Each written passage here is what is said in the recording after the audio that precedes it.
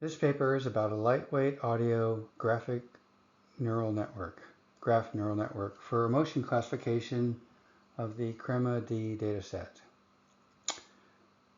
This soon-to-be published paper will be the first published graph neural network on the CREMA-D dataset, the first to encode rater disagreement as a graph signal, and the first with covering all 6 emotions, all the data, including all of the annotator level data and the data that other studies have thrown out because the annotator agreement wasn't sufficient enough, and it has a speaker independent split.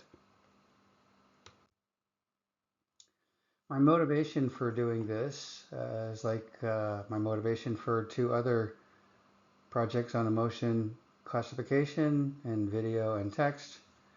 It's that therapists need more help, and being able to recognize emotion for a therapist is extremely important, so any technology that can assist them.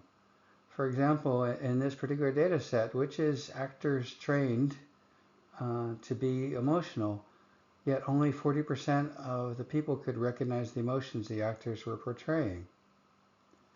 So it's not as easy, particularly from voice. And then when you consider the fact of many times you only have voice if there's no video type conferencing available, or the bandwidth isn't good, the signal's not good, and you're restricted to voice and you lose a lot of content. So a tool that can help recognize emotions accurately can be of great use. There have been studies already where tools that recognize emotion accurately assisted the therapy, in that the patients were more willing to communicate because they felt like their emotions were understood through the mirroring is typical. This particular data set is one of the largest data sets of emotion audio data. There's over 7,000 audio clips. They are read by 91 different people, so you get a variety of different voices from different ages, different ethnic backgrounds. There are 6 emotions portrayed, and the actual sentence that's being read is by itself neutral, like I'm going to a meeting, but read in different ways to emphasize different emotions. It was recorded in the studio, so it's high quality audio, and even with all that, only 40% were recognized by your average person. There's over 2,000 people. This was a crowdsourced rating, so there's a variety of raters, which mirrors real life. And in this study, it's one of the rare studies where where the study actually looks at the annotator level data. There's not the standard data set that's used for emotion recognition does not have annotator level data. It's all averaged out. And as part of this, I also did a systematic review. I looked at 134 different papers found on Web of Science, ACM Digital, IEEE Explorer, and through the process of screening, got down to 12 papers that actually trained lightweight models on emotion recognition from speech on the CREMA-D audio dataset. None of them used the GNN. None preserved per rater labels, the annotator disagreement I talked about, serving as an actual signal of how difficult a particular emotion is to understand. Most of those also used random clip splits, so there's a lot of data leakage between test data and training data. The model architecture being used, there's actually 2 different graph neural networks. One is a frame graph neural network to look at frame by frame, so a temporal sense, where it's important because as you're looking at, say, pitch, when your pitch goes up rapidly, that could signal one emotion. When it falls gradually, slowly, that could be another emotion, like anger versus sadness in those 2. And the same is true with some of the other the mel frequencies and the change in mel frequencies. Temporal dimension is important, but unlike these calculated temporals, like the deltas you often see in other studies in the mel frequencies, those are for a fixed time period, so it's like the next instant. Whereas in a graph neural network, you tie every frame to every frame, so it can find things far in the future that are relevant, far in the future relevant to speaking, which could just be, some number of milliseconds. There are cosine similarity edges going from one to the other, one frame to the other, and then the other one is the emotion GNN, and that's where all the emotion ratings are listed, and all of the different differences of, say, 5 different emotions being recognized by 10 different people.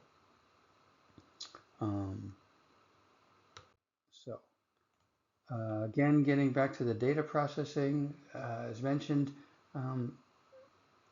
data leakage is a common problem, and trying to get training data that doesn't leak, or test data that doesn't leak its information back into the training set is a non-trivial task. And then when you tie that into also unbalanced data, the class labels in this data are much different. We're only 5% of happy, whereas there's 14% of anger, and there's 55% are neutral. So there's a huge difference, and to balance that out and get the speaker independent split is a non-trivial processing. There's other steps taken to deal with this imbalancing.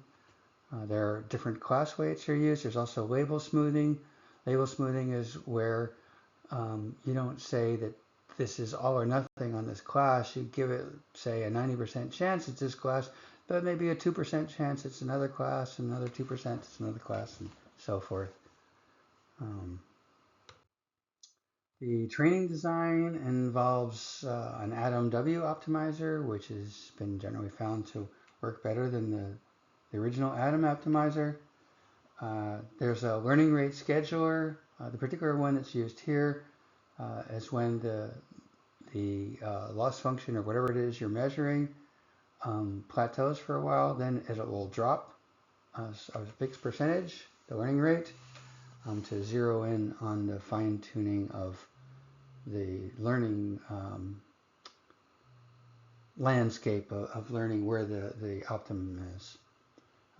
There's early stopping. It's quite large, allowing a lot of latitude to find the best possible optimum.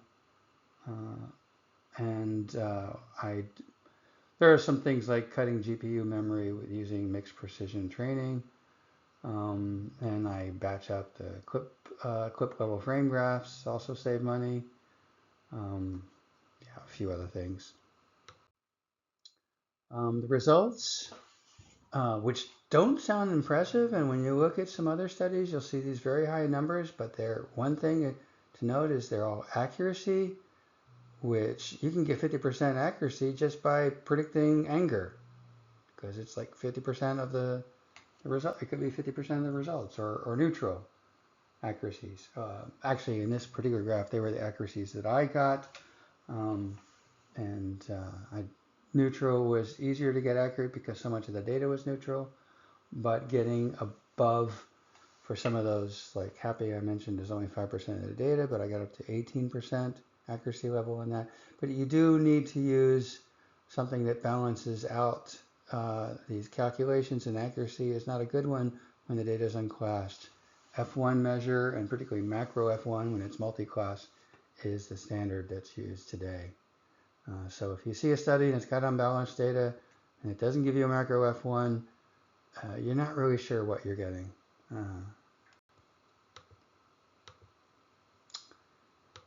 In conclusion, so for some future work, I didn't do a fully connected layer before the classifier, and those can help resolve some complex functions at the end. There's no skip connections in the frame there is in the motion part of the graph. So that's an opportunity to reduce the gradients that may be disappearing. I do want to look at the main data set people are using for motion recognition, which is EmoCap. The problem is it doesn't have annotator level. It just averages out all the annotators' decisions. So that's a disadvantage. But it is very commonly used, so it would be useful to run this with a disadvantage that I'm not going to be able to use the annotator difference data, so that part of the graph neural network will have to be removed. But I'd be curious to see, nonetheless, how my model performs against those.